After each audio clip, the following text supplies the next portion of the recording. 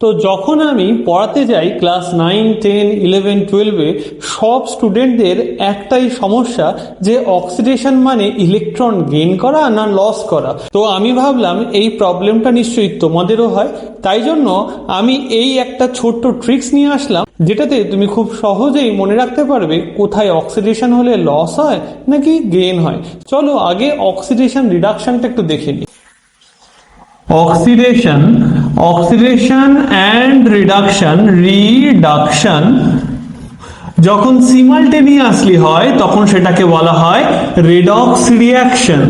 এই রেডক্স রিঅ্যাকশনে একটা example Zn plus CuSO4 gives ZnSO4 plus Cu।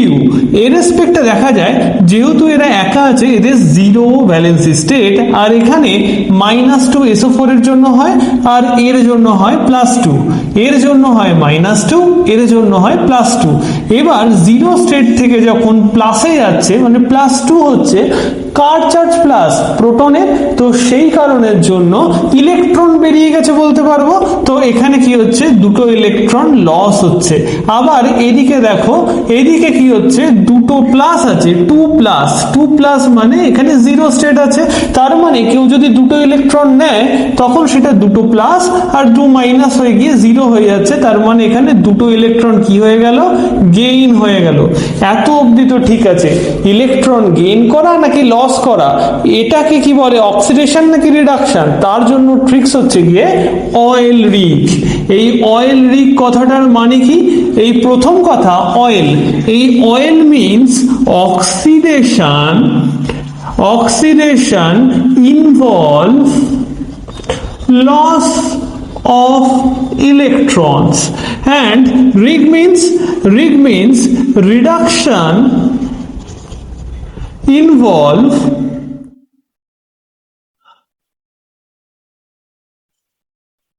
gain of electron. তার মানে আমি সাধারণত অয়েলকে মনে রাখলেই এটা উল্টে দিলেই হয়ে যায়। তার মানে oil means oxidation involve loss of electron, যেখানে ইলেকট্রন লস হচ্ছে সেখানেই অক্সিডেশন হচ্ছে।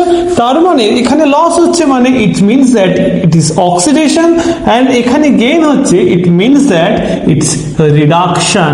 আর এইখানে অক্সিডেশন আর রিডাকশন সিমালটেনিয়াসলি হচ্ছে বলে এটাকে আমরা রেডক্স রিঅ্যাকশন বলে থাকি। এই ছোট্ট ট্রিক্স আমি যদি ইউজ করি তাহলে আমি কোনোদিনও অক্সিডেশন রিডাকশন ভুলবো না।